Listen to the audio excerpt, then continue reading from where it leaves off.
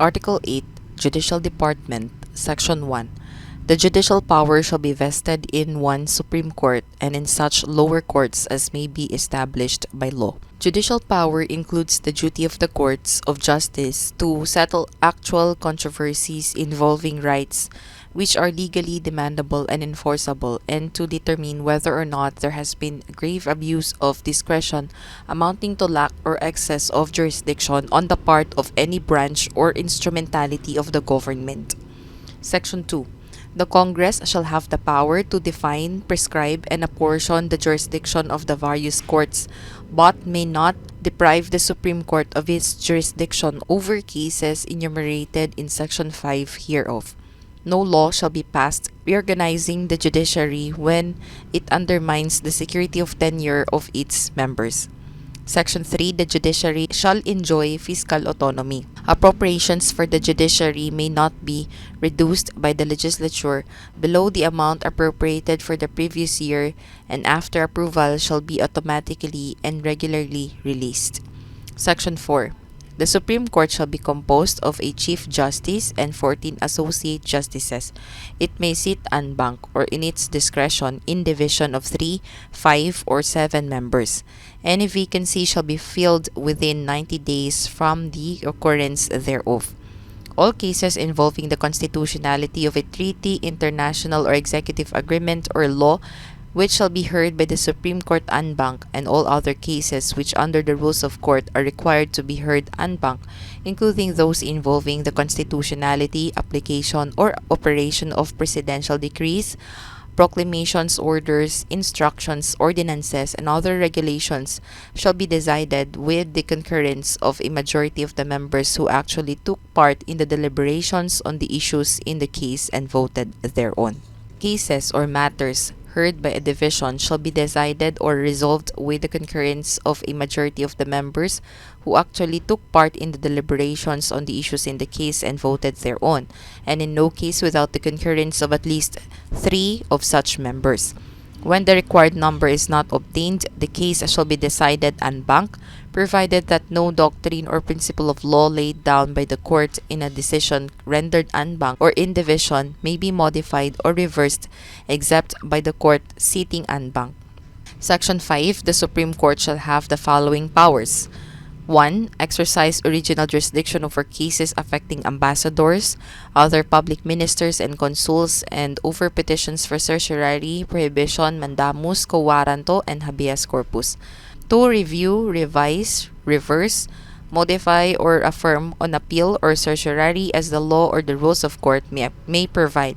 Final judgments on orders of lower courts in letter A, all cases which the constitutionality or validity of any treaty, international or executive agreement, law, presidential decree, proclamation, order, instruction, ordinance, or regulation is in question. B. All cases involving the legality of any tax imposed, assessment, or toll, or any penalty imposed in relation thereto. C. All cases in which the jurisdiction of any lower courts is in issue. D. All criminal cases in which the penalty imposed is reclusion perpetua or higher. E. All cases in which only an error or question of law is involved. Number 3. Assign temporarily judges of lower courts to other stations as public interest may require. Such temporary assignment shall not exceed 6 months without the consent of the judge concerned. 4. Order a change of venue or place of trial to avoid a miscarriage of justice. 5. Promulgate rules concerning the protection and enforcement of constitutional rights, pleading, practice, and procedure in all courts, the admission to the practice of law, the integrated bar, and legal assistance to the underprivileged. Such rules shall provide a simplified and inexpensive procedure for the speedy disposition of cases, shall be uniform for all courts of the same grade, and shall not diminish, increase, or modify substantive rights. Rules of procedure of special courts and quasi-judicial bodies shall remain effective unless disapproved by the Supreme Court. 6. Appoint all officials and employees of the judiciary in accordance with the Civil Service Law. Section 6. The Supreme Court shall have administrative supervision over all courts and the personnel thereof. Section 7. No person shall be appointed member of the Supreme Court or any lower collegiate court unless he is a natural-born citizen of the Philippines. A member of the Supreme Court must be at least 40 years of age and must have been for 15 years or more a judge of a lower court or engaged in the practice of law in the Philippines. The Congress shall prescribe the qualifications of the judges of lower courts, but no person may be appointed judge thereof unless he is a citizen of the Philippines and a member of the Philippine Bar. A member of the judiciary must be a person of proven competence, integrity, probity, and independence. Section 8. A Judicial and Bar Council is hereby created under the supervision of the Supreme Court, composed of the Chief Justice as ex officio chairman, the Secretary of Justice, and a representative of the Congress as ex officio members, a representative of the Integrated Bar, a professor of law, a retired member of the Supreme Court, and a representative of the private sector. 2. The regular members of the Council shall be appointed by the President for a term of 4 years with the consent of the Commission on Appointments.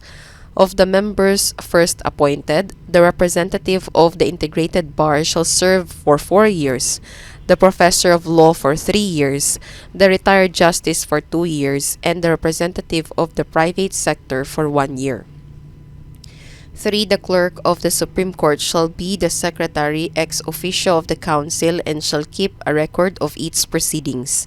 4. The regular members of the Council shall receive such emoluments as may be determined by the Supreme Court. The Supreme Court shall provide in its annual budget the appropriations for the Council. 5. The Council shall have the principal function of recommending appointees to the judiciary.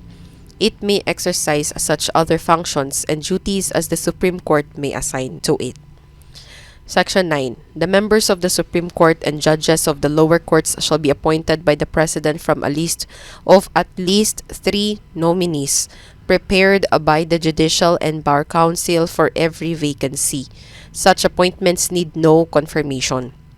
For the lower courts, the President shall issue the appointments within 90 days from the submission of the list. Section 10. The salary of the Chief Justice and of the Associate Justices of the Supreme Court and of judges of lower courts shall be fixed by law. During their continuance in office, their salary shall not be decreased. Section 11. The members of the Supreme Court and judges of lower courts shall hold office during good behavior until they reach the age of 70 years or become incapacitated to discharge the duties of their office. The Supreme Court en banc shall have the power to discipline judges of lower courts or order their dismissal by a vote of a majority of the members who actually took part in the deliberations on the issues in the case and voted thereon. Section 12. The members of the Supreme Court and of other courts established by law shall not be designated to any agency performing quasi-judicial or administrative functions. Section 13. The conclusions of the Supreme Court in any case submitted to it for decision en banc or in division shall be reached in consultation before the case is assigned to a member for the writing of the opinion of the court.